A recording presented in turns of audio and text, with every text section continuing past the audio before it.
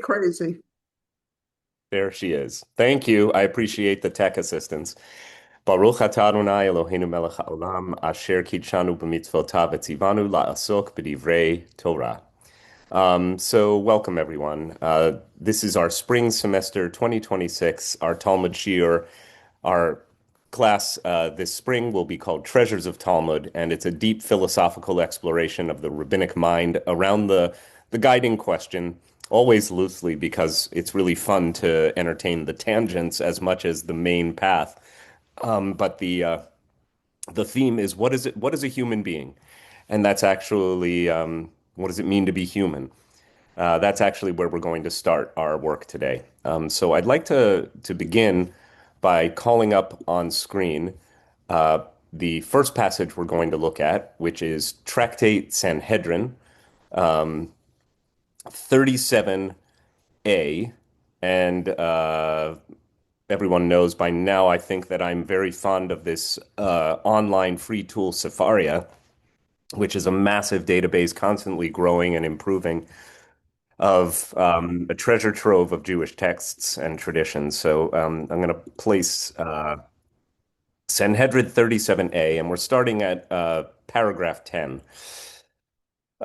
So just to set the stage here, the context for the passage we're looking at, coming from the Babylonian Talmud, Tractate Sanhedrin, the name itself is an indication of what the kind of like the large subject of the tractate is all about, which is the court in ancient times and the ways the rabbis understood court proceedings to take place.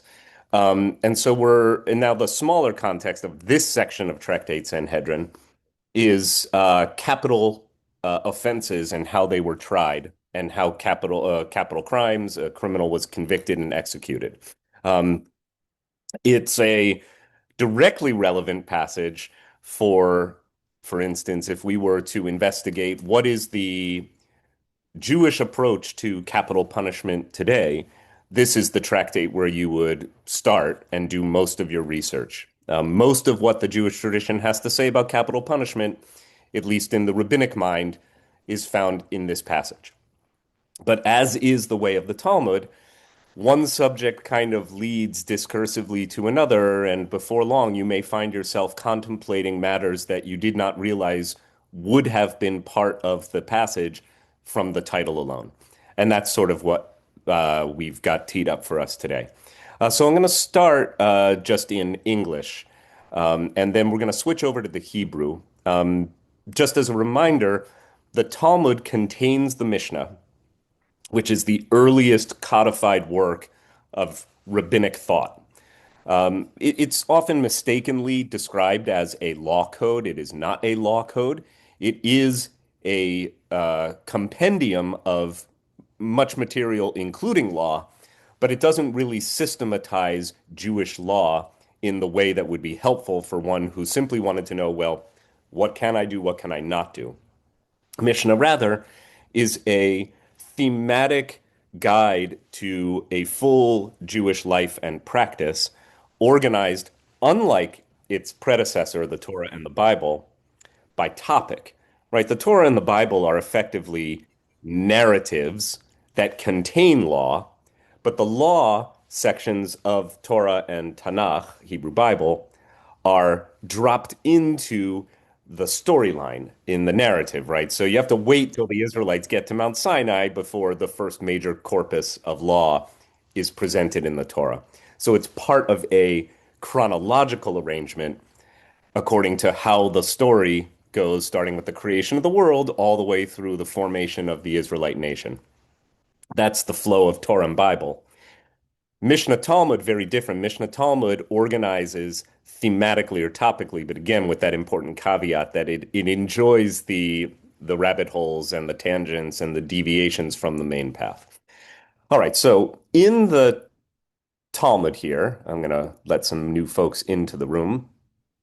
Um, in Sanhedrin, we're picking up with a Mishnah section. So the Talmud floats back and forth between Mishnah, which is the older material from the rabbis, codified in the fourth decade or so of the third century of the Common Era. So like 235 CE of the Common Era, right? So when Judea was basically a Roman colony, after the collapse of the Judean nation, not once but twice, the Judean rebellion in the years 70 to 74, with the last outpost at Masada, the Jews vanquished by the Romans, and then again there's another uprising of the subjugated Jews under a charismatic, self-proclaimed Messiah figure, Bar Kokhba, in the fourth decade of the second century, so in the 130s, with a number of rabbis who are martyred for their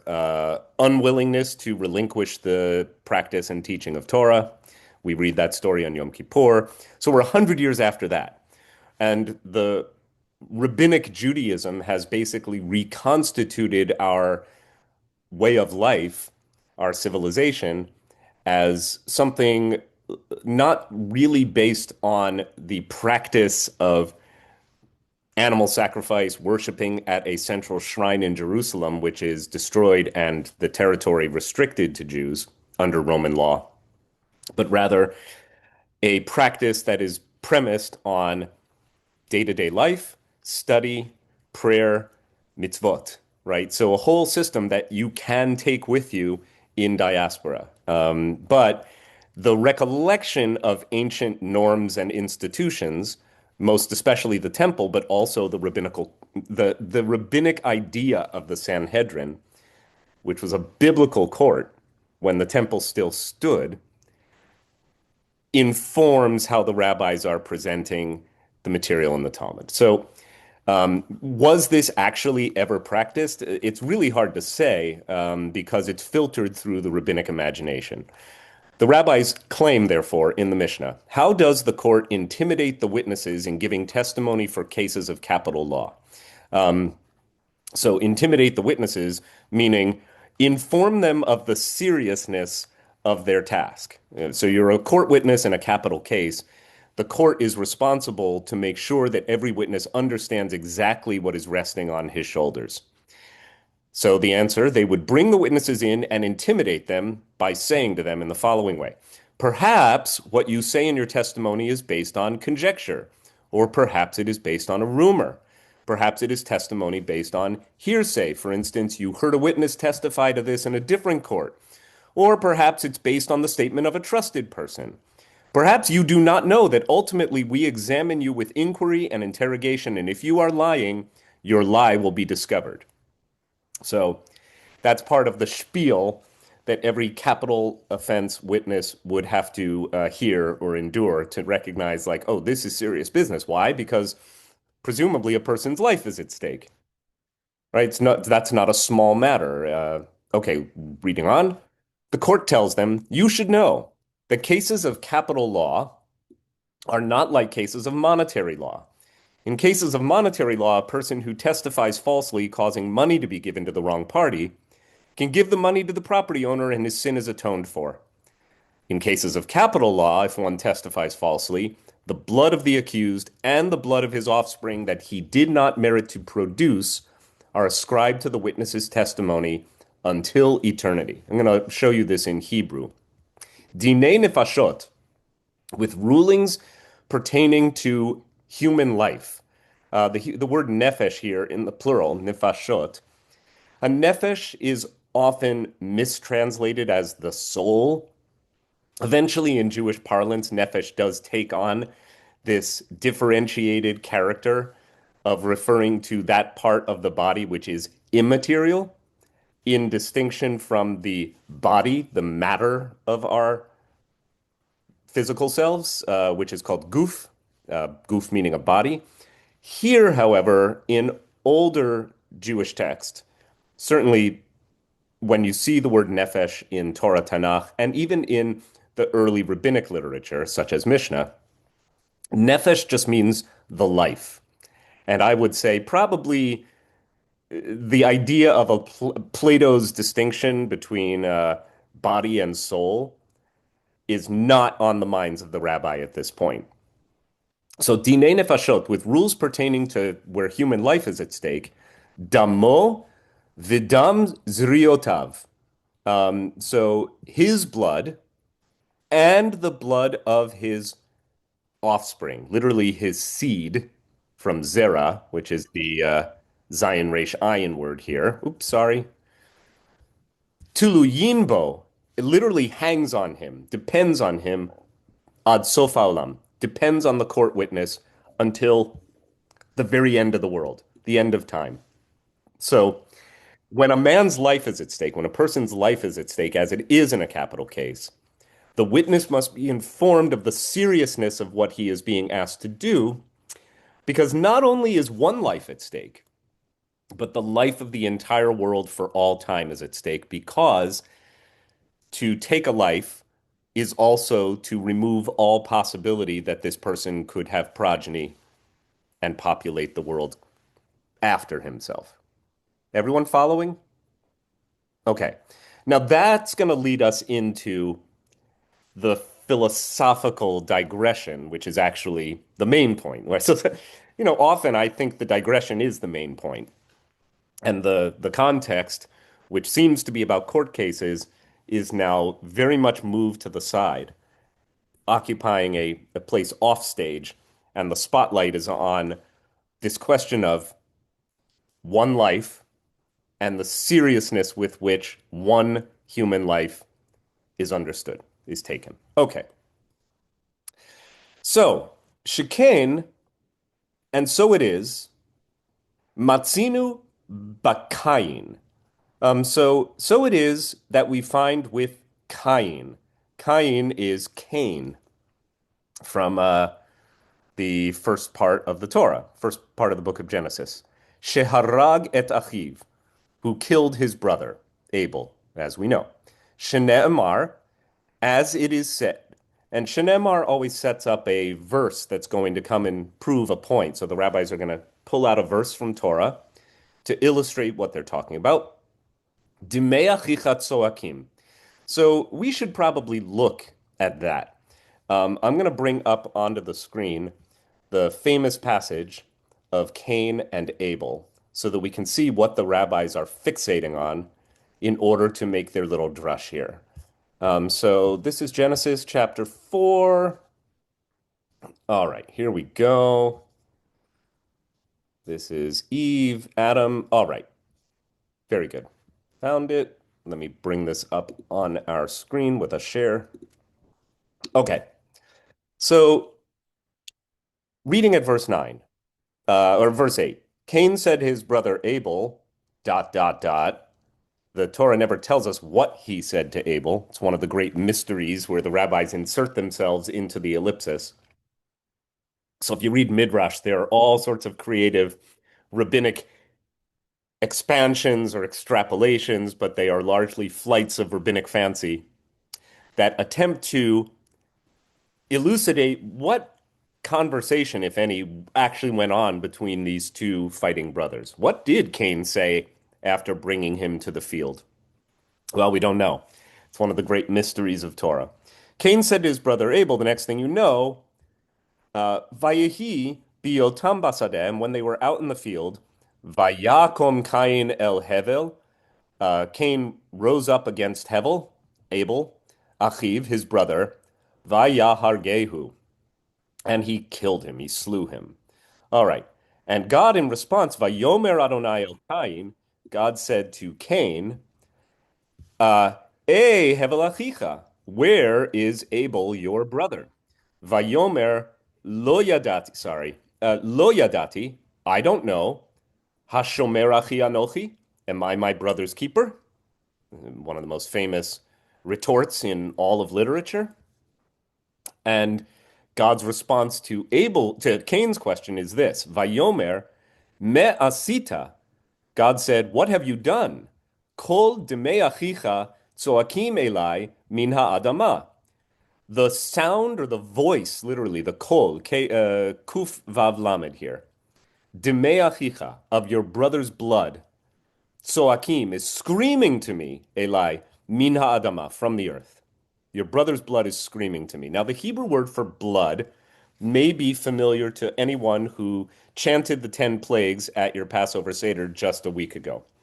It's the first drop of wine that is spilled from the Kiddush cup with your finger when you extract a drop, one for each of the 10 plagues, right? So the first one is dam, right? Blood, which was the plague that was sent to the Egyptians at the very outset of the contest between God and the Egyptians, or Moses and the Egyptians.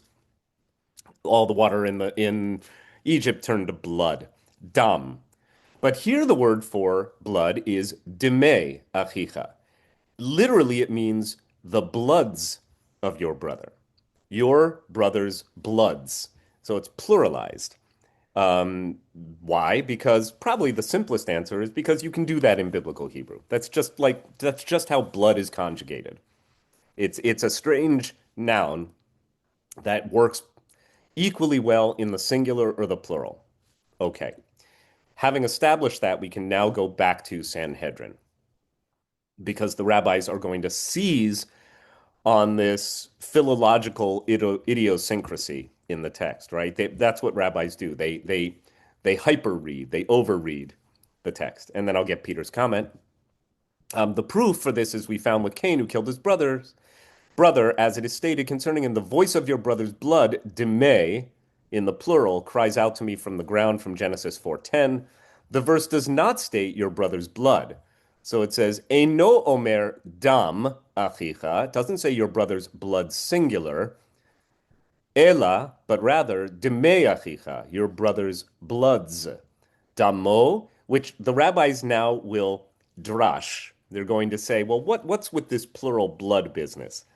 It means to them, damo, his blood, the blood of the victim, in this case Abel, vidam zariotav, and the blood of his offspring, the life of any future progeny whom Abel is now not able to sire. Abel, not able, right? Because he's dead. All right. Devar acher, a very classic rabbinic phrase that means another thing or another way of interpreting this. So the rabbis are sometimes not content to just leave one interpretation be. They say also you could interpret it as follows. Demei achicha, your brother's bloods, shayadamo mushlach al ha'etzim ve'al ha'avanim. The reason it's in the plural is that the blood was splattered all around on the trees and the rocks. I don't like that one as much. But it's more, I guess, of a pshat statement. It's like, no, there was so much blood. It was blood here, blood there, blood everywhere. Therefore, not blood, but bloods. Eh.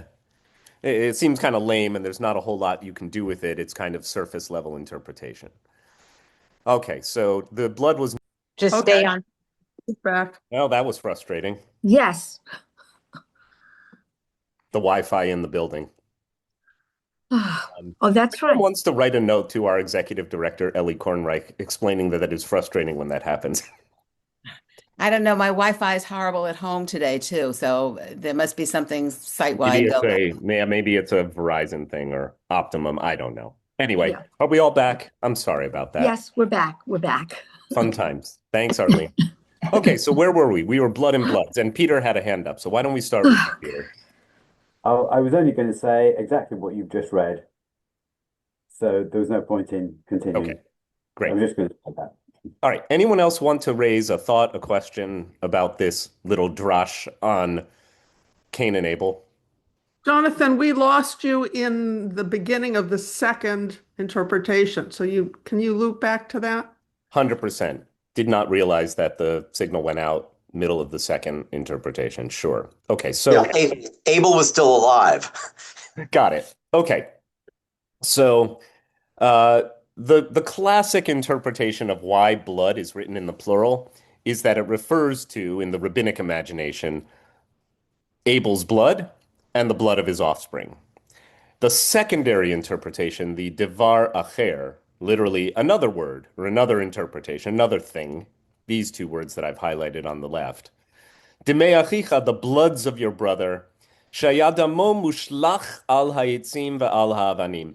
Literally that the blood was spattered or splattered all around on the trees and on the rocks. In other words, the blood was not pooled into a single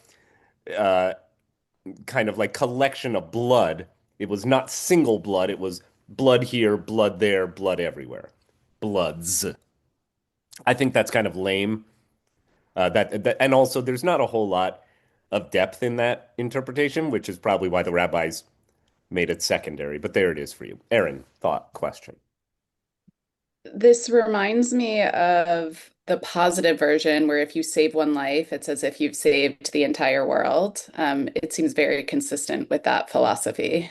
It does indeed. And but we'll have an opportunity to touch on that as well. Excellent.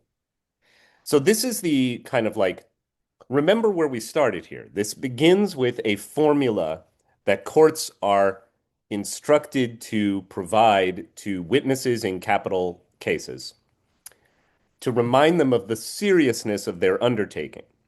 That if they were to lie or rely on spurious testimony or hearsay, there's another person's life at stake, and more, not just one life at stake, but all of his progeny or her progeny to the end of time.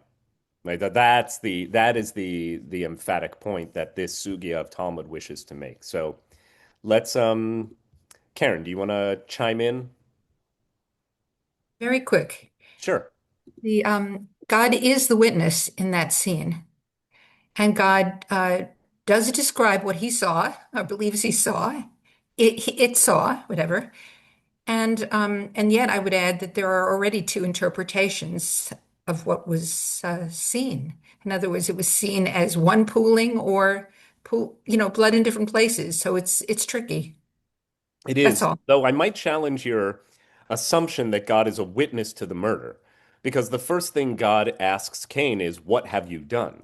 Your brother's blood cries out to me from the ground." So But that's rhetorical. That's rhetorical. it possibly, right. Exactly. It could be that we, the reader, assume God knows all, sees all, and that God is simply catching Cain red-handed and saying, "I know what you've been up to, but you have to confess it." Though there is again the possibility that given that the Torah doesn't even tell us what was spoken in the field, it's kind of shrouded in uncertainty and mystery. The next thing you know, Abel is lying dead on the ground, and then God intercedes to say, "Oh my God, what on earth have you done?" So I would leave open the possibility that the character of God, as written here in Genesis chapter 4, might actually not have been aware of what was going on until it was, at least for Abel, too late. Okay. But I think both readings, the ambiguity in the text allows both readings to be brought forth. Okay, so let's move forward a little bit in our reading. All right, so blood on the trees, blood on the rocks. Not as Bob Dylan wrote, blood on the tracks. Okay, here we go. The court tells the witnesses. So, by the way, now we're presumably back to the formula, but I'm not sure that that is true. That is Steinsaltz's gloss, right? Adin Steinsaltz, Zichrono Livracha, of blessed memory, probably the greatest Talmudist of the latter part of the 20th and the first part of the 21st centuries. Anything in the plain type, as opposed to the bold type, is a gloss. It's not actually in the Hebrew, which is why the Hebrew on the left-hand side is so much more compact than the English, which expands it. So when you're looking at the court tells the witnesses, that is Steinsaltz's gloss on what's happening. He says, well, this is part of what the court has to explain to the person. I think alternatively, you could just say, no, this is the Talmud being discursive. The Talmud wants us, the reader, to understand this. This was not necessarily part of the instruction to the court to advise a witness in a capital case. Okay? Both are possible. Therefore, let's do it in Hebrew. It's really good. Lefikach, therefore, nivra Adam yechidi. Therefore, Adam, the first man, was created yichidi. Here they say alone, and that is one possible interpretation of the word yachid. Yachid means alone, but it's a bit of it's a very rich Hebrew word. Yachid also is linked to echad, which means one. So another viable translation here is, therefore, Adam was created as a singularity or singular, right? There were not multiple beings created at the same time. And Talmud wants to emphasize here that even Adam's partner, the first woman, is derived from the very flesh of Adam, right? So you start with a unitary being. Yachid, by the way, is also linked to the word yachad, which means together or bound. So it's one of those beautiful Hebrew words that functions like a couple of, and only a couple of words in the English language that contain their own antonym. So a little fun with like the word cleave, right? To cleave can mean to divide or to separate or to chop in pieces. But cleave can also mean to connect or to join or to bind, right? I cleave to my mother, or I cleaved this piece of meat from the bone. My dear college friend, Julie Powell, uh, Aleha Shalom, may peace be upon her, who died really young, who wrote Julie and Julia, the story that about her blog, cooking all of the recipes in Mastering the Art of French Cooking by Julia Child. Julie Powell and I were classmates and buddies in college. She was an English major like me. We both traveled in very overlapping circles. She was also in theater arts. Anyway, she wrote her second book, much less successful in terms of book sales, but a fascinating book.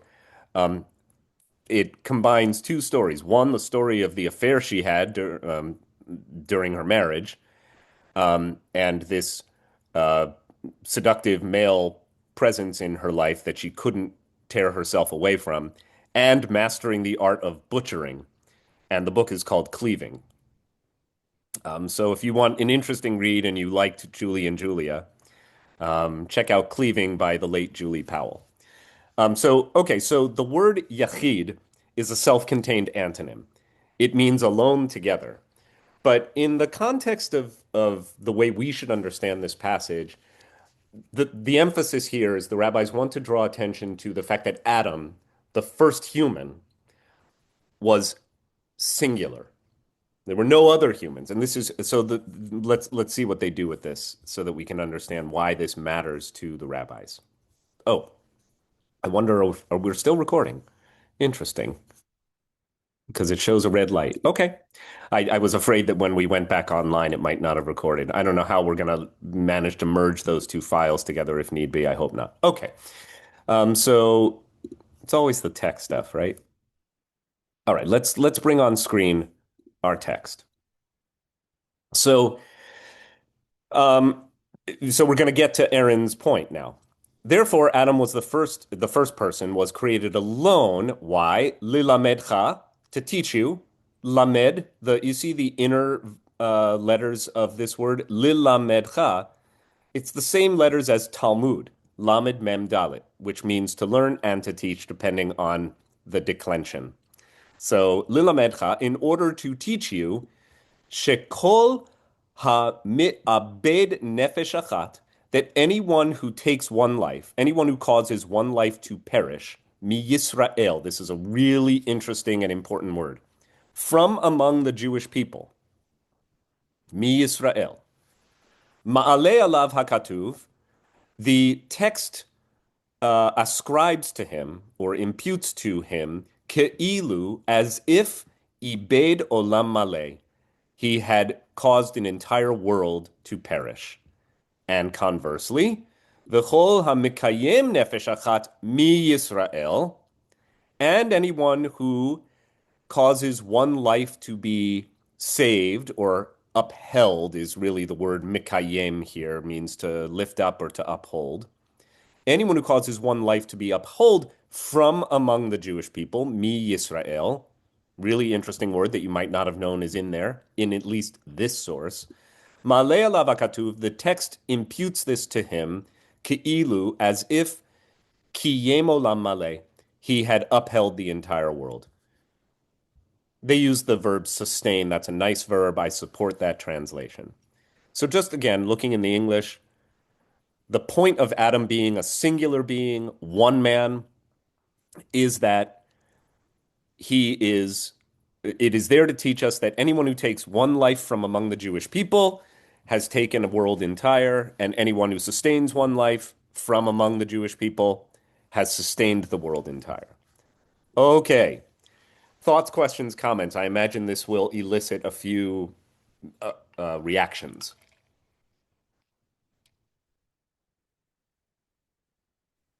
Audrey, take it away. Just unmute yourself, please. So it's only from the Israeli people? The Israelite people. Yeah. Israel, remember, all of this is pre-Israeli statehood, 1948. So we refer to Israelis as the nation of Israel post-1948. But your point's still taken. Jews. Right.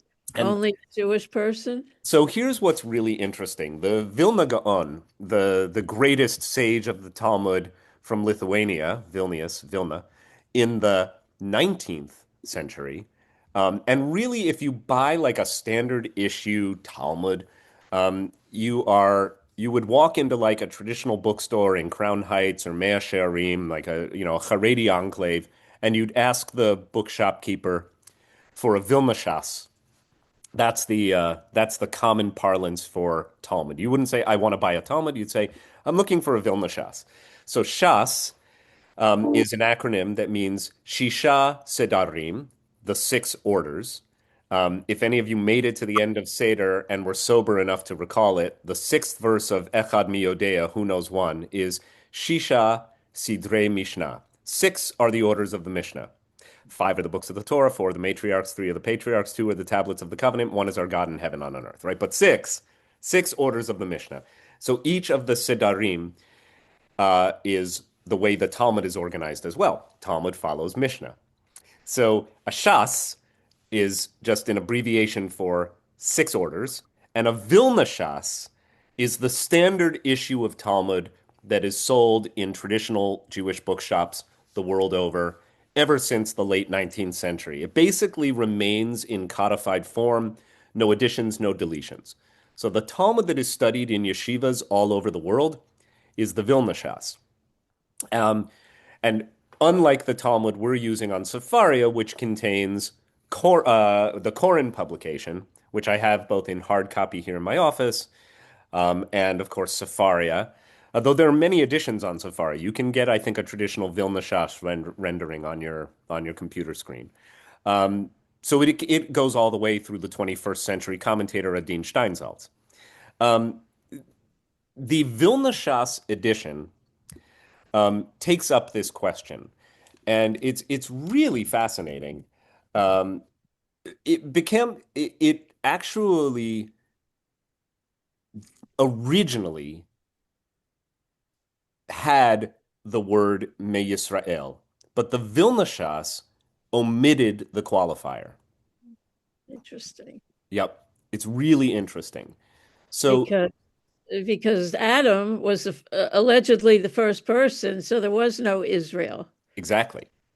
So this is one of the interesting disputes or debates that arises out of textual variance in the Jewish tradition, that you have two different accepted forms of this particular notion that to save a life is to save the world, to take a life is to take a world. And that it is anyone who's grown up in the Reform movement is probably familiar, maybe exclusively, with the universal formulation. But in the Orthodox world, it would not surprise me, and I'm not a fly on that wall, but it would not surprise me if the Me Yisrael, a Jewish life, is valued above non-Jewish life. And, we have to wrestle with these streaks of what I think, reasonably call chauvinism, Jewish chauvinism in our texts. Russell and Mom and Dad. Well, thank you very much. The second portion of the Mishnah that you showed us deals with literal death and literal killing. But the first portion deals with figurative death, equating falsity with death and truth with life. And That is actually, I think, an area that I would love to know more about in this particular portion of Mishnah. The idea that bearing false witness, as it often said, actually is a form of death. Now, it does make it, from the legal perspective, it is making a distinction between capital cases and non-capital cases. So perhaps a certain pragmatism holds sway in non-capital cases, which we cannot tolerate when death is involved. But my two questions, therefore, is how is the association of truth and life and falsity and death played out in the remainder of this Mishnah? And my second question, which is an extension of that, is where does Yom Kippur enter into all of this? Are there certain forms of transgression, meaning the falsity and death, for which there is no atonement?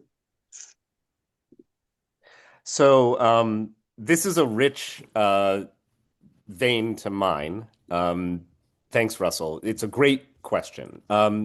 There are arguments from traditional Jewish text, the most famous being the Talmud in Shabbat, Tractate Shabbat 55a, which proclaims that the seal of the Holy One of Blessing is emet, is truth.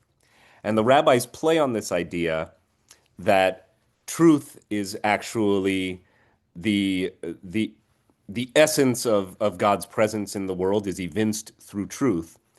But if you remove the aleph, you're left with mem tav, which spells met, which is death.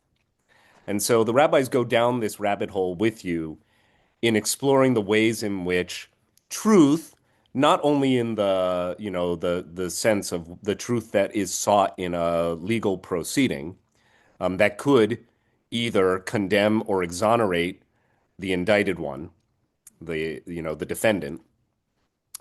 It is also at the much deeper, kind of richer philosophical meta level explored as an opportunity to talk about, well, what kind of death inheres when we are living a lie, or when we are participating in sheker, which is the act of falsity. Not just lying, but living in a way that is untrue or lacks integrity, untrue to God and ourselves. So I direct you to some of that as a longer form exploration. As for where Yom Kippur fits in, that would require a little bit more research. That's one where I can't just pull a verse from Talmud out of my hat. But I welcome the opportunity. I'm glad you raised it. Okay, Mom and Dad. Maybe because I'm more influenced by the last thing I'm reading or talking to, but I picked up your Michael Pollan recommendation about consciousness, and what it means to be sentient, that kind of stuff. So two lessons come from this. Number one, Adam has to be a singularity because it can't be the same thing as stepping on an ant, and we're in the midst of this creation, this plethora of presumably new things all to Adam. But it can't be the case that it's the same thing as, like I said, crushing an insect as killing a person. But the other thing that arises is that this really becomes, in fact, highly selective and highly Jewish, because when this is written, it certainly was not the case that the Israelites had never encountered war or murder or any of these other things. So they were familiar with the idea of taking human life. But to reduce it to the value of the Jewish human life is, what did you say, chauvinistic? I don't think I would use that word, but it's highly reductive and highly selective. Beautiful. Doesn't need to keep the same, regard to the Assyrians at all. So Because you stick might around. have to kill them. Stick around. I think the text is going to expand in ways that are very much parallel to the way you're thinking about it. Cool. Jonathan and then Aaron. Yeah, first of all, haven't we inserted the word Jewish? Because if I remember in the Hebrew, it just says Israelite. It doesn't say Jewish. So it's a very Yeah, tribal again, thing. well, I mean, you have to, And it's a little bit hazy just because when the rabbis are operating, right, in the common era, which is just the Jewish way of formulating AD, what our Christian friends call the year of our Lord, the year zero and beyond, we call CE, the common era, or I prefer actually the Christian era because that is accurate. By the third century CE, it's probably not accurate to refer to the Jewish people as the Israelite nation. Israel as a national corpus is effectively over and done. And you could argue, well, when did the Israelite nation end? Was it when the 10 tribes of Israel in the north that collectively were known as Yisrael were vanquished by the Assyrians in 722 BCE, and thereafter the Jewish or the Israelites collect themselves as a nation in Judea, which remains the one sovereign province of people who are Judeans and Israelites combined. Collectively, after the Babylonian exile in the 6th century BCE, they emerge as Yehudim, as Judeans. But okay, the word Yehudim also is Jews, right? So okay. just Well, for like technical accuracy, I tend to favor the language of Jews after the year, like after the late 6th century BCE and okay, fair enough. on. One other point. We oh God, what was I going to say? Sorry, I lost my thought for a second. Okay, Aaron, do you want to go and then we'll come Okay, back go to ahead. you? Yes, please. I'll Okay, think of it as then. great. Sure. Aaron. I think to Doug's point, aren't there Jewish or Talmudic laws governing when it is ethically appropriate to go to war, specifically because we're not allowed to fight or kill for aggressive purposes? Yeah, I mean, the laws of war, I mean, drawing on Talmud, Maimonides codifies the laws of war in his Mishnah Torah. Now we're in the, 12th, 13th centuries um, of the Common Era. So, yes, there are wars that are milchemet mitzvah, wars that you must fight for self-preservation. In order, you must fight this war to save a life and to save the life of your community. There are milchemet reshut is the other kind of authorized war, and I would say it's a permitted war. It's not necessarily a commanded war, and there are various stipulations around, well, what differentiates a commanded war from a discretionary war that is still permissible. And then, of course, you have the wars that are not in any way Jewishly permissible.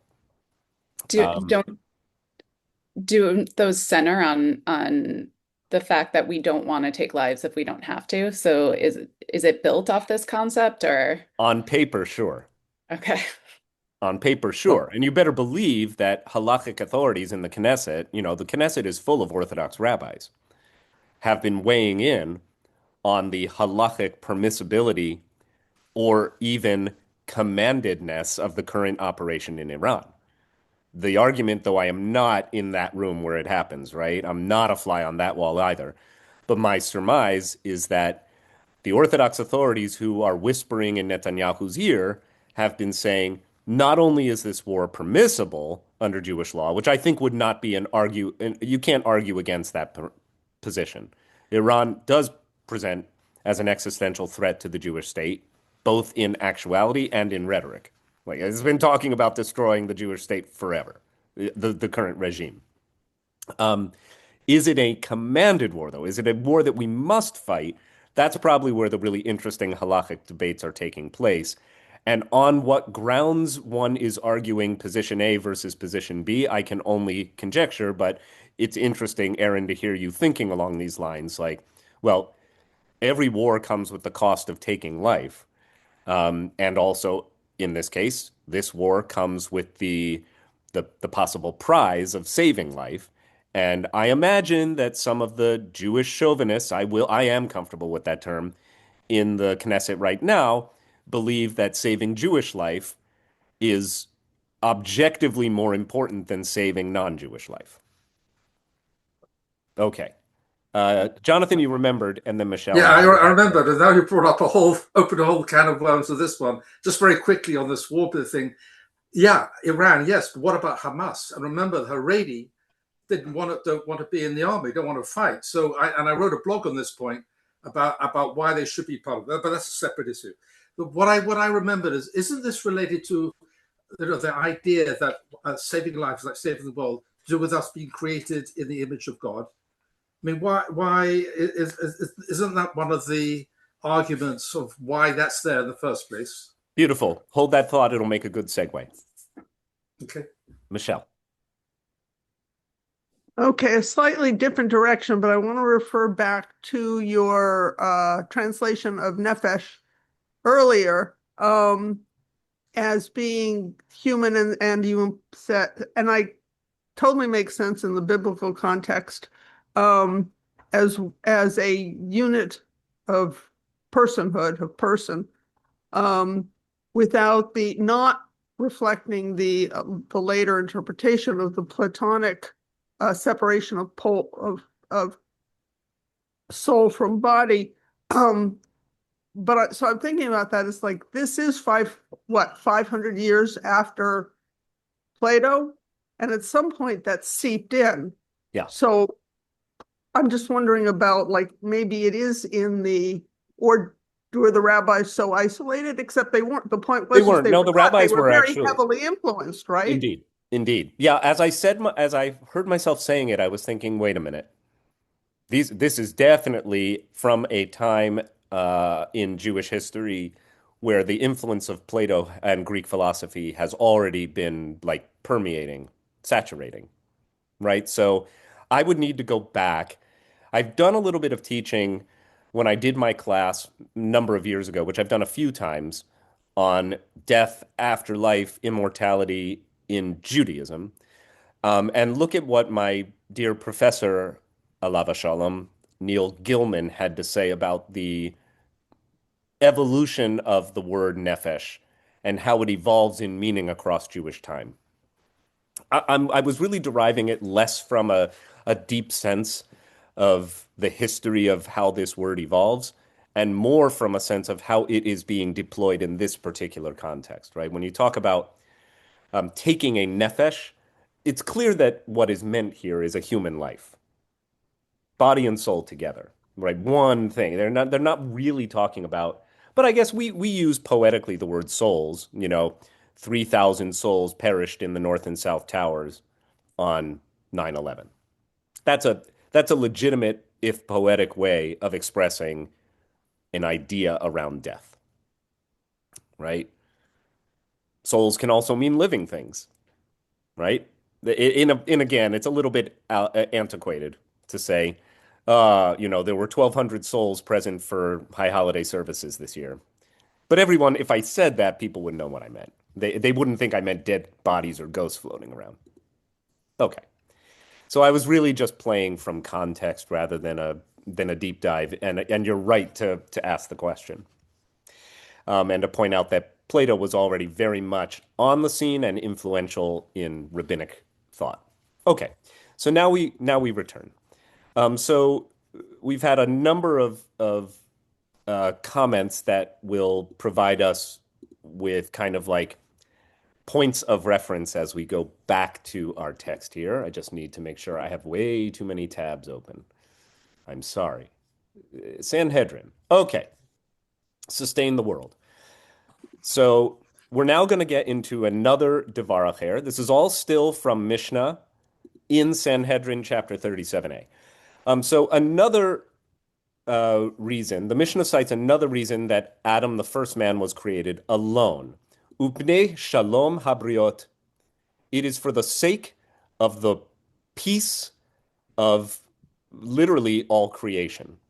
Mipnei shalom habriot.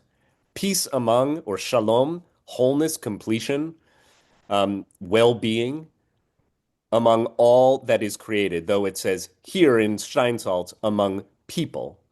Shelo yomar, so that one could not say Adam lachavero, one could not say to his friend or to his companion, his partner or another person, Abba gadol me'avicha, My daddy is bigger than your daddy. My father is greater than your father. Vishelo, and shelo yehu haminimonim, and so that the heretics would not have occasion to say, harbe rishuyot bashamayim, there are many authorities in the heavens. In other words, there are many gods, each one created different people or peoples, right? So you've got the Akkadians and the Sumerians and the Jews and the Hittites and the Jebusites, and they all had different gods. Our God Adonai created the Jews. Rather, our text instructs us that Adam was a singularity and all human life derives from this one person so that nobody can claim superiority.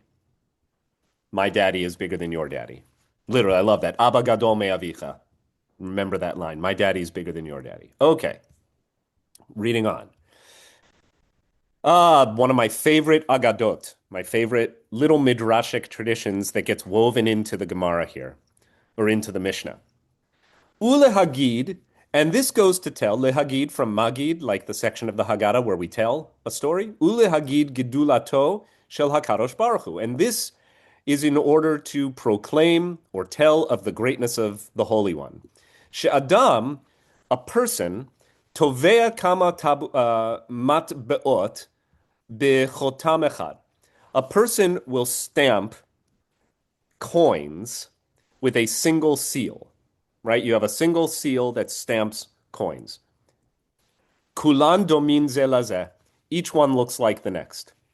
When you stamp coins, they all come out looking identical.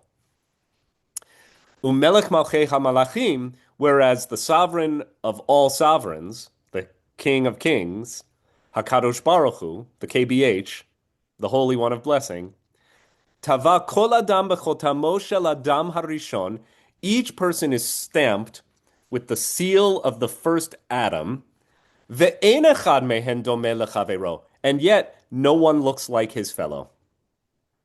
Everyone looks a little bit different. Lefikach, therefore, kol echad ve'echad, each and every person, chayav lomar, is obligated to say, bishvili nivra ha-olam, for my sake, the world was created. Whoa. Heavy stuff here. And by the way, it doesn't make it optional. It doesn't say, therefore, now you have an opportunity to think of yourself as one for whom the world was created. Rather, it says, you are obligated, therefore, to say out loud, for my sake, the world was created. I am, like Adam before me, singular. Okay, Mom and Dad, your thoughts. For the brief period of time in which I taught 8th graders at Temple Bethel on medical ethics, I used this passage to discuss cloning. Cool. Were the kids paying attention? Because there's already a seat reserved for you in Yeshiva Shalmala in the Academy on High for having the temerity to teach 8th graders in a religious school setting. Anyone who wants a free pass to Olam Haba, just teach 8th graders. It was only a 5-week curriculum, so yeah. So we were cool with that, but it's fascinating to use this. It's so ancient, but man, it's like cutting edge. Yeah. Yeah, and on the boundary of Jewish ethics now, what technology makes possible. Okay. All right, let's read on just a little bit. Because now we're back to now the Gemara reminds us, oh yeah, we were talking about court proceedings here.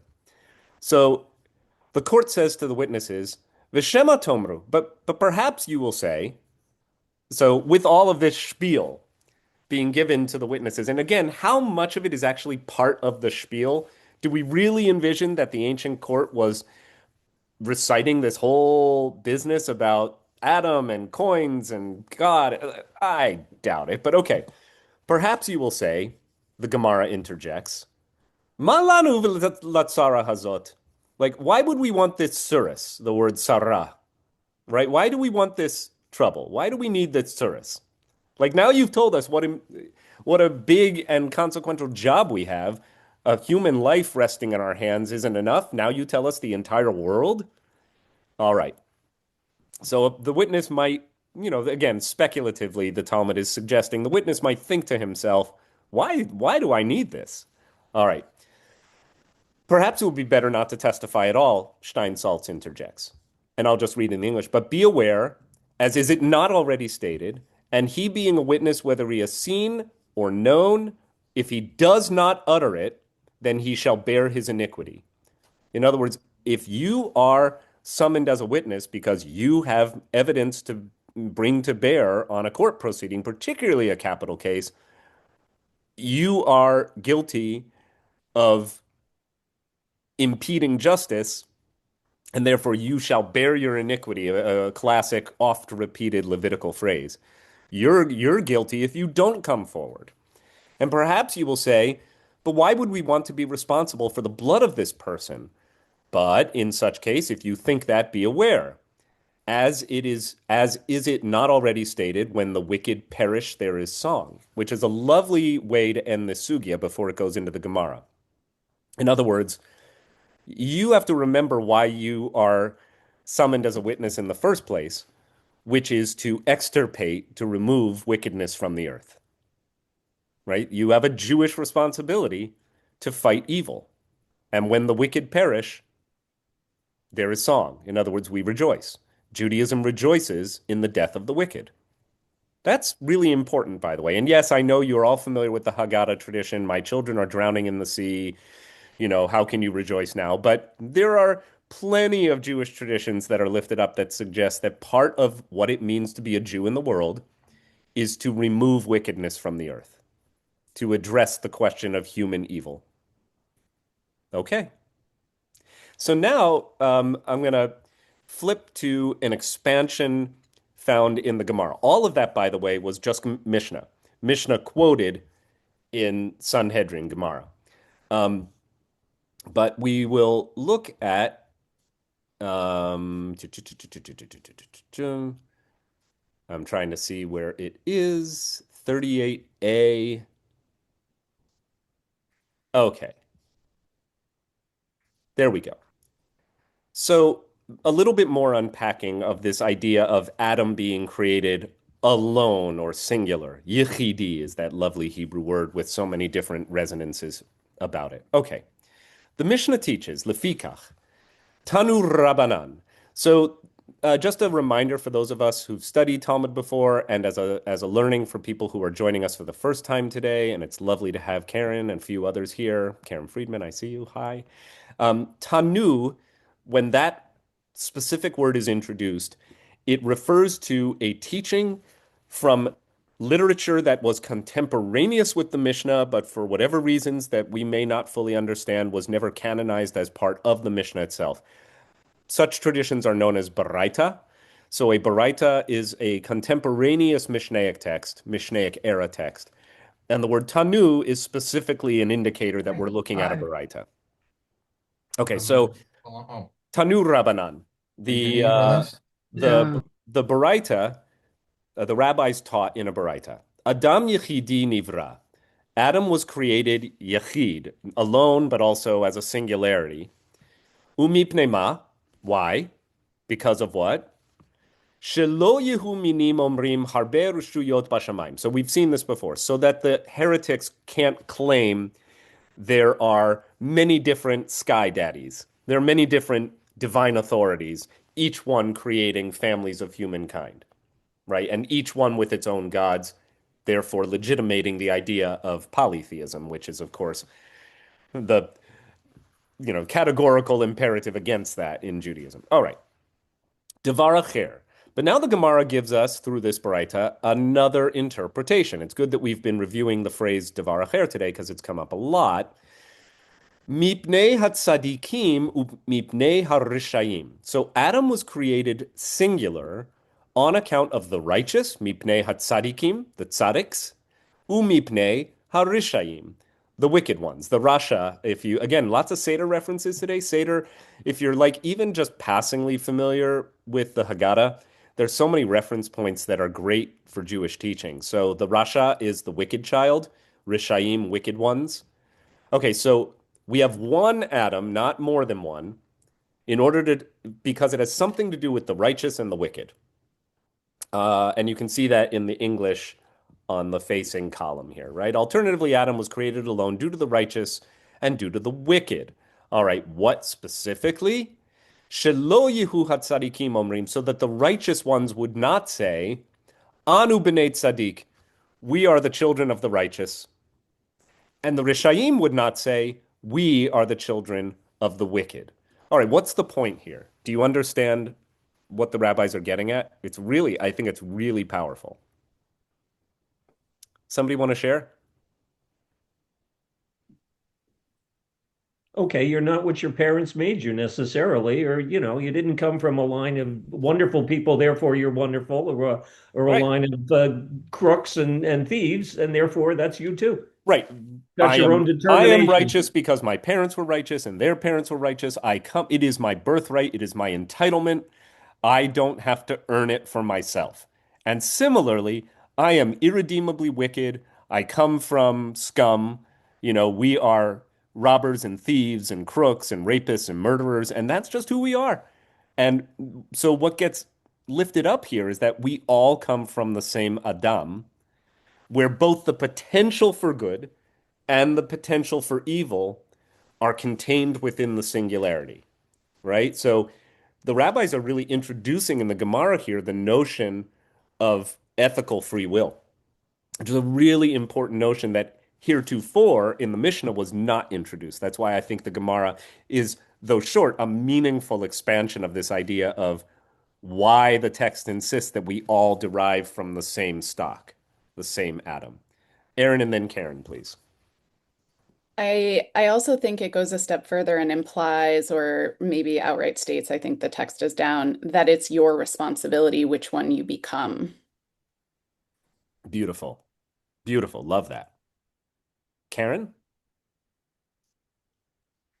I'm pleased to see this being elaborated because I've always disliked the prayer of the four children when read in this black and white version of you are what you are and you'll always be that way kind of idea, rather than a more, I think, understanding version, which is that we can all have the capacity to be all of those things. Yeah. And then once again, as Aaron said, we have to choose or at least be guided, and be guided if we're young, to a better stance. Beautiful. Thank you for taking up my invitation to connect this to the Pesach Seder, because it is so, fresh in our minds right now. And there's a beautiful Hasidic commentary. I want to say it's Reb Nachman of Breslov, of course, one of the great Hasids, but I'm not sure, so don't quote me, but who basically says every person contains both the potential and the actuality of all four children. We are all the wise, the wicked, the simple, and the one who knows not how to ask. Those are all innate characteristics or capacities of every human being. And sometimes we show up more one than the other, depending on context and depending on our spiritual evolution. Beautiful, Karen. Arlene, please. We're also getting a kind of a prelude in the realization that Adam is not going to always be staying in Eden and that he's going to be kicked out at some point because he is a mixture of both good and bad stuff going on in our world. Beautiful. Beautiful. Yeah, human beings contain from the very first, this text would hint at this idea, both the potential for great good and nobility, and also the potential for great harm and evil. Okay, so reading forward, because it actually continues on from there and adds a little bit more. The Baraita continues, Devar Acher, there's our friend Devar Acher. We've learned at least one new technical term today, or a refresher on a technical term that we've introduced before. Devar Acher. Alternatively, Adam was created as a singularity, alone, mipnei ha-mishpachot, because of the mishpachas, because of the families. Okay, what families are we talking about? Shelo yehu mishpachot mitgarot zo bazo, so that families or clans or tribes or nations even would not quarrel with each other about their superiority, right?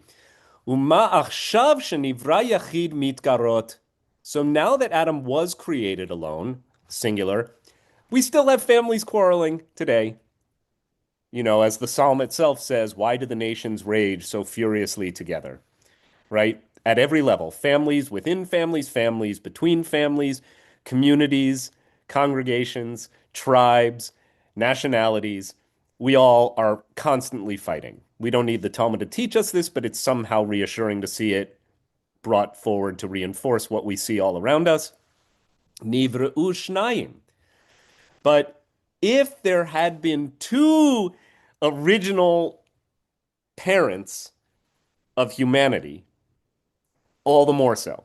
So the argument here is that it's bad enough as it is, but if there had been more than one Adam, the fact that there is a singular Adam to remind us we are all one human family.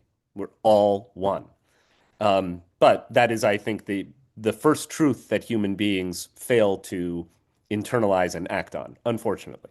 So the argument here is, well, wouldn't it have been worse if there had been more than one Adam? Okay. Alternatively, another davar acher. Here's a davar acher. I'm highlighting it. Mipnei ha-gazalin. Gazlanin. A gazal is a robber or a thief. So because of the thieves, umipnei ha-Hamas-nin. Hamas, this is funny. This is Hamas, the Arabic acronym that is given to the name of the terror group that rules in Gaza, sounds to an Israeli like the Hebrew word Hamas. It's a false cognate. They have no actual semantic connection, but they are assonant. They sound the same. Hamas to a Hebrew speaker means violence. So you can see here in the English, he was created alone. Adam was created alone due to the robbers and due to those who take by force that which is not theirs. And Steinsaltz goes on to elaborate, as the feeling of fraternity among all people, having descended from the same forefather, will limit crime. Like when we realize that we're all created one, we would not feel the need to take what is not ours. And if now that Adam was created alone, criminals still rob and take by force that which is not theirs, if there were two people created initially, all the more so would this be the case. So the rabbis are saying, look, the world is messed up. We have a lot of bad people. But imagine if those bad people could claim that they take from others because they are inherently superior, because they deserve it, right? And what the rabbis are saying is you don't get to do that. And I'll take Aaron in a minute, but I want to finish the passage. The Mishnah therefore teaches this serves to tell of the greatness of the Holy One. And look at how much of this is a Steinsaltz gloss, which is why I don't want to do it in the Hebrew. This tells of the greatness of the KBH, the Holy One of Blessing. As when a person stamps several coins, now we know this, right? He's recalling what we've already learned in the Mishnah. Several coins with one seal, they are all similar to each other, but the Supreme King of Kings, the Holy One, blessed be God, stamped all people with the seal of Adam, the first man, as all are his offspring, and not one of them is similar to another. The sages taught in a Baraita, the fact that Adam, the first man, was created alone serves to declare the greatness of the Supreme King of Kings, the Holy One, blessed be God, as a person stamped several coins with one seal, and they are all similar to each other. But the Holy One, blessed be God, stamps all people with the seal of Adam, and not one of them is similar to each other. As it is stated, and they have a proof text from Job, it is changed like clay under the seal, and they stand as a garment. The verse describes people as being created under the seal, like stamping coins, but their external appearance is different, just as garments can differ in appearance. And it goes on to conclude, which is going to be the last part of the text we read today before we open up for a little bit of concluding discussion. The Baraita asks, and for what reason are their faces not similar to one another? The Baraita answers, it is so that a man will not see a beautiful home or a beautiful woman and say, she's mine. If all people looked the same, no one could contradict him. As it is stated in the following verse, and from the wicked their light is withheld, and the high arm shall be broken, also from Job, indicating that the reason people look different from one another is to prevent the wicked from succeeding in their plans. In other words, if we all look the same, anyone could say, look, that belongs to me. It would denote possession. So it's an interesting little expansion of the notion here that somehow we all derive from the singular Adam, and yet At the same time, all are unique, all are different. I'm lost on that last segue. So, tell me what specifically would be helpful to elucidate here. Can you put the text back up? I can. Yeah. 1 second. Job is a very tangly. Nope, sorry, I'm looking at the wrong. I've got the wrong tab up. 1 second. I closed the tab by mistake. A little bit rough around the edges with my Zoom aptitude. That's right. I mean, the point of this is I don't understand how looking identical leads to the consequences that are postulated. How about that? Okay. I think the idea is that the notion that, because what they say is it is so that a man will not see a beautiful home or a beautiful woman and say shalihi in Hebrew. She is mine. This one I can take willy-nilly because we're identical. It might be a little bit of Talmudic humor, actually, kind of deadpan humor. Now that I unpack it myself, I can't tell which one I'm married to because her twin sister looks just like her. And therefore I'm entitled to the twin sister. Is that where we're as well. going with this? Possibly. Though again, it's kind of it's sort of illogical because everybody would look identical. That's totally whack-a-bonkers, John. That's fair. But Jonathan had a couple of great comments in the chat session there. One was about original sin, and one was about ignoring Eve. All right, let's take a look at the chat window. Thanks for drawing my attention to it. All right, so first question. Thank you for Trish for the brief Talmud orientation on the syllabus. You are welcome. Is this where we differ from Christians in the concept of original sin? It is one of many places we are different in our views from Christians, but definitely. Right, I would say that Judaism speculates that from birth, at least through youth, from the standpoint of who we are in our moral evolution, we are blank slates. We come into this world, in Latin it would be tabula rasa, a blank slate. And that our ethical formation is part of what it means to be a parent and a teacher, is to take responsibility for the ethical evolution of our progeny and the next generation. So a child comes into the world with yetzer hatov, or with yetzer hara, the impulse to do the wrong thing. That is stated in the rabbinic literature. But that doesn't mean that they are inherently evil. It just means that kids have a developed impulse to pursue their appetites. Right? That's what drives a young person, a newborn, an infant, a toddler.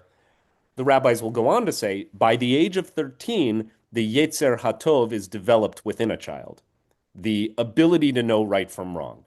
And that's one of the many things we try to reinforce around bar and bat mitzvah, right? That, hey, kid, you can no longer claim that your juvenility is an excuse for doing the wrong thing, right? And the older we get, all the more so. Unfortunately, many people I know who are in their 30s, 40s, 50s, 60s, and 70s are still emotionally in a state of arrested development. But that, I mean, we have to do the work after our parents are no longer doing the work with us or for us. But definitely different from the Christian notion that we are all born sinners and that the only escape hatch from that burden is to accept Jesus as our Messiah, right? To accept Jesus as Savior, as our Christ, is the only way out, is a Pauline notion, a notion that the Apostle Paul really brought forward in the decades after Jesus's crucifixion to suggest that there was a reason to break from Mosaic legal practice, from Torah, right? That you don't need to keep the mitzvot. All you need to do is accept on faith that Jesus is your Messiah, and your sin will be redeemed. The Jews, not all of them, some Jews were, of course, the original followers of Jesus were Jews, but Jews as a collective basically said, no, that's not how we understand the idea of a Messiah. In Judaism, Messiah is largely a political redeemer. He's going to free the Jewish nation from subjugation, captivity, and suffering. And Jesus did not do that. So when Paul and his followers said, no, he's not going to change the world that way. He's going to save you from your own sinfulness and therefore save the world. Well, that's a real dividing line, right? That's where the lanes go in two different directions. Rabbinic Judaism and Christianity growing up at the same time diverge, I think, on that issue primarily. But some characteristics, Michelle writes, conditions are transmitted through the generations down to the third et al. Yeah, right. Watson and Crick would prove that beyond the shadow of a doubt, by the way, in their groundbreaking work on how DNA works and why, kids come out looking like their parents. At least biological kids look like their biological parents. Judaism grapples with this tension between what is inherited, both in terms of physical and moral attributes, and what is created by one's own way through the world. I would say it's a classic Jewish ambiguous both and. On the one hand, we are the heirs to our parents' greatness and their weakness, their trials, their traumas, their triumphs. We all bear both the scars and the advancements that are given to us through our inheritance, nature and nurture. And at the same time, Judaism would affirm you are unique, your destiny can be unique, go do the work. Right? So that's not an either or as I see it. And then finally, why do we ignore Eve? Jonathan, do you want to just say an extra word about what you mean by why do we ignore Eve? Well, we've already talked about Adam. Yeah. Said that he was the only one. And also, there were two versions of creation. I think in the first one, I might have this wrong, but I think Eve was created simultaneously with Adam, whereas in the second version, she was created from the rib of Adam. So is the idea that he was alone actually correct? Maybe he was alone. He wasn't completely alone. He also had Eve. Yes. And why that we have women in our audience here, and we just talk about the man. What about the woman? Who is she supposed to relate to? Adam as well, or does she ignore Eve? So you highlight a real difficulty here. The traditional interpretation of Adam that is, I think, reinforced in Jewish thought and writing is that Adam coming first and Adam being a singularity as a man and Eve being derived from the rib of the man as the word tsela, tsadi lamed ayin, is usually translated in Genesis chapter 2, all support Judaism and the formation of the Jewish community as a patriarchy. Right? So it all reinforces patriarchal notions in which women are secondary at best, subservient, subordinate to Adam, who is both first and therefore idealized. The good news is, for those of us who would seek in Jewish text and Jewish interpretation of our text, there are some really interesting lines of interpretation that fly in the face of that patriarchal normative frame for understanding Genesis and what it signifies for us. Namely, I'm trying to remember who's really responsible for this. It might be the great feminist Jewish scholar Judith Plaskow. I can go down this rabbit hole for next week, or so can you. Adam, it is also reasonably conjectured, should not be visualized as a man with a woman subordinate derived from a rib, but rather Adam is a bigendered being. Adam contains both male and female attributes. And the word for tsela, which is usually translated rib, actually means a side, so that he was a bigendered being, and the two sides are like butterflied. And so Eve and Adam as equals come into the world. And of course, Eve is the primary actor in Genesis chapters 2 and 3. And if you want to run with this, look at how often women in the book of Genesis in particular while subservient by societal mores and norms, are actually the drivers of the action in the patriarch-matriarch narratives of Genesis. So it seems to be that there's a literary acknowledgement that, well, this is the society we're growing up in. But everyone from Eve, who first accepts the fruit that sets in motion the destiny of humankind, through, for instance, Sarah, without whom Abraham would never be able to forge a nation or a destiny. In particular, her willingness to disguise herself. In particular, she's running the show in terms of Abraham and Sarah's progeny, allowing Hagar into the house to be their concubine, then expelling Hagar with Ishmael, then conceiving Isaac. So women exercise power in Genesis through the bedroom and the kitchen, because you also then have Rebekah setting up the ruse against her own husband Isaac, perpetrated by Jacob against Esau when Isaac is old and blind. All of that is set up behind the scenes by Rebekah. Hey, go feed your blind daddy some soup and pretend that you're Esau so that you can extract the birthright and the blessing. Like, this is, I would make the case, Harold Bloom makes this case too, that much of the literature of Genesis may even have been written by a woman. I won't go as far as Bloom does in his groundbreaking work, The Book of J, which came out around 1990, I think. He was the great lit crit guy at Yale, prolific writer, expansive thinker. So I would argue that the fact that the religion or the tradition, the civilization of the Jewish people grew up to embrace patriarchal norms may actually not be what the text is suggesting is the deepest truth about the origins of humankind. And if you want to do more about this, just Google, like, was Adam a dual gender being? And you'll go down very deep rabbit holes. I'll find some stuff for you on that. It's fascinating. Anyone familiar with those? I did. Just one point though. You never mentioned about the other version where he doesn't come from the rib. Does that change anything with what you just said? So what do you mean? Where she doesn't come from? I think in the first creation story, the woman, the Eve, does not yes. come from Okay. his So rib. thank you. So There how are does- actually right. Jonathan points out there are actually two creation stories. Only the second one of which actually references an Adam and an Eve.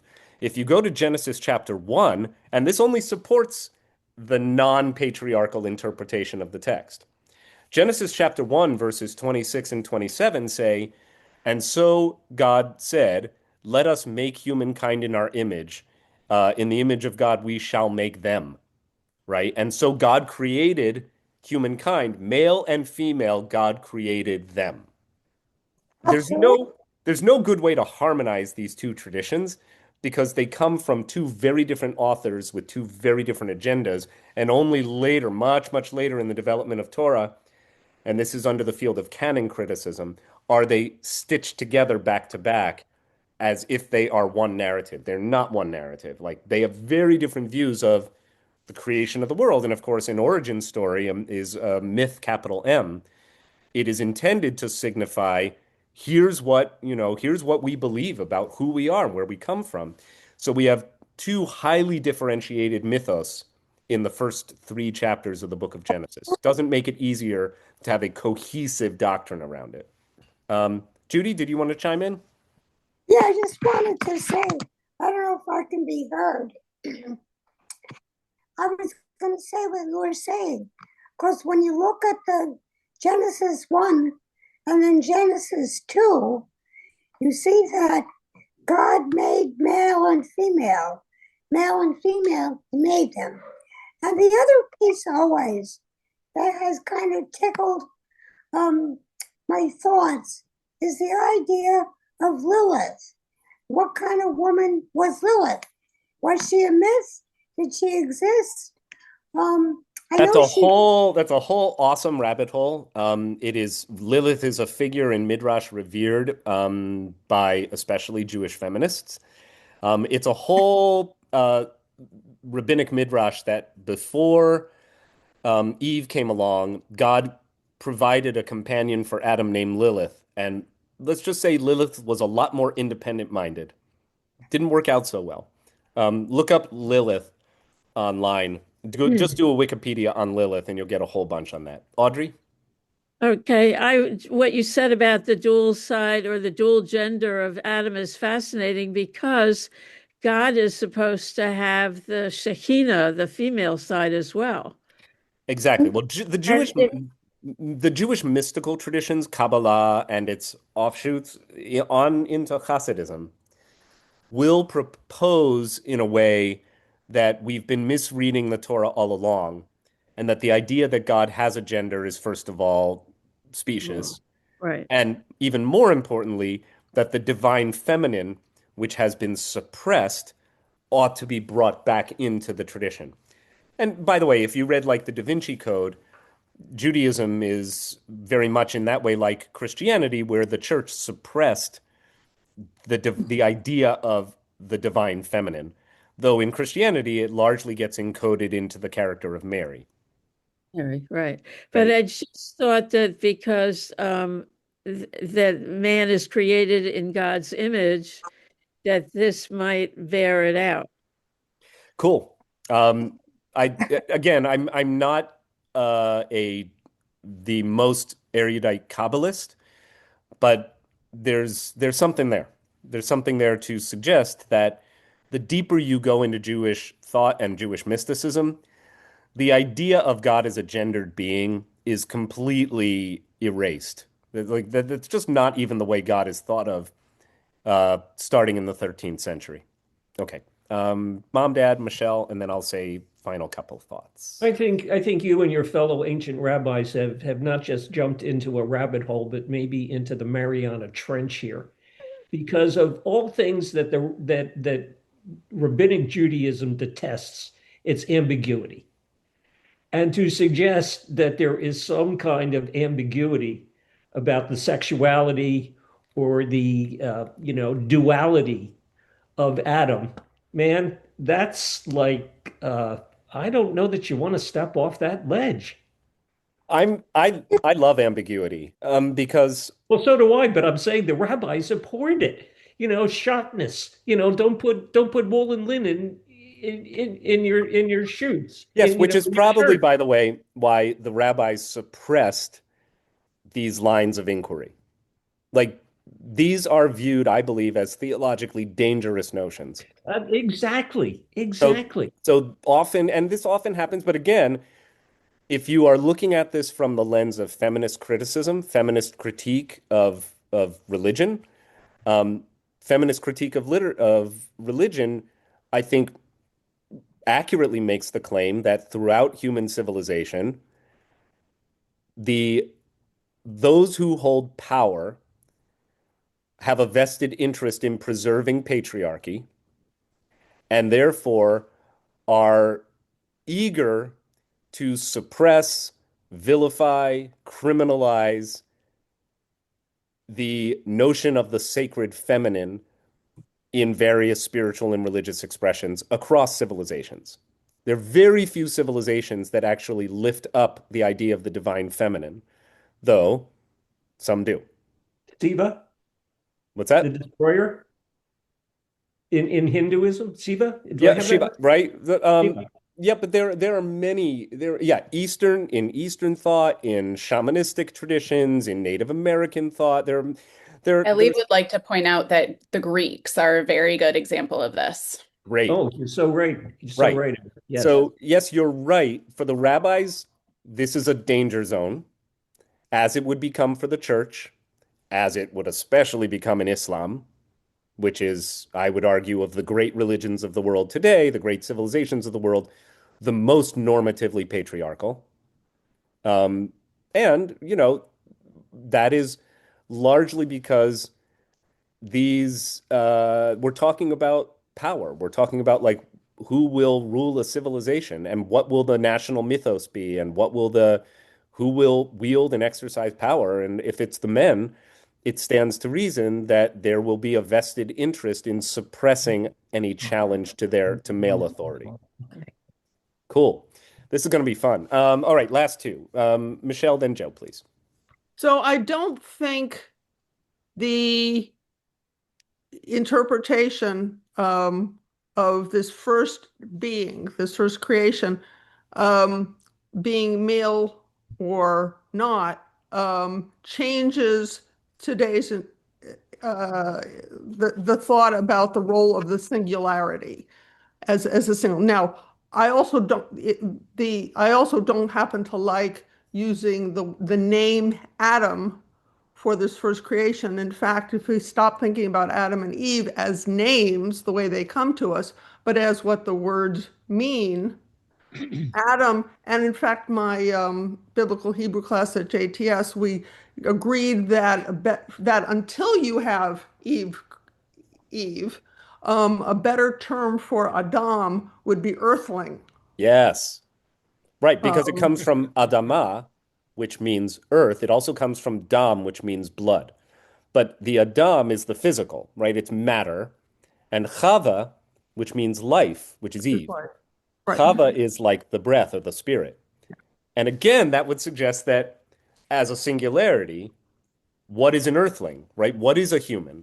That, remember, we're coming back to that governing question for all 7 sessions. What does it mean to be a human being? We are both flesh and spirit. We are both Adam and Eve. Beautiful, Michelle. Thank you for bringing us back to some biblical philology. That's fun and really useful for our understanding. Okay, Joe, and then I'm going to say a final thing. I'm wondering why nobody brought up the biological and physiological aspect of this gender problem. Now, as Michelle and Jonathan referred to or suggested, that there was male and female involved, may have been male and female involved in the first person. Now, I recall my relatives saying to me, "You are your mother's son and daughter." Now that I thought was simply because I was an only child. But I check me if I'm wrong. If God created Adam first and only, without any consideration for an Eve until later, why did he give him the opportunity to have male and female, an X and a Y chromosome? Yeah, I mean, it's interesting from the standpoint of the literature. If Adam is, let's just run with the conjecture that Adam could have been a bigendered being, right? So the earthling possessed both genders and then was split to, well, one of the things that permits, of course, is sexual reproduction. The premise, I think, of the Adam and Eve, the Garden of Eden story, if you go back and read Genesis chapters 2 and 3, the Garden of Eden is distinguished by its stasis. Like, nothing ever changes in the Garden of Eden. And there's no toil, there's no labor in both senses of the word. There's also no birth, pregnancy. There's no pain or suffering, but there's also no advancement. We don't evolve. It's just paradise in the sense of stasis, right? I mean, that at least is, I think, a plausible read of the Garden of Eden narrative. Obviously, the Garden of Eden, it may look like the world as it ought to be, but it is not the world in which we are living. And the unraveling of Eden, at least as an abode for humanity, begins when Eve takes that fruit, right? It actually, perhaps you could argue, it begins when the Adam, the earthling, is differentiated into 2, right? So now you have relationship. And from there, God frames it as a punishment at the end of the story. You know, to the snake, you're going to crawl on your belly for all eternity, but to the human beings, it's like you're going to have to toil for your food. You're going to experience pain and labor. Welcome to being a person. Like, the human condition is what emerges out of this book, and death. You're going to die.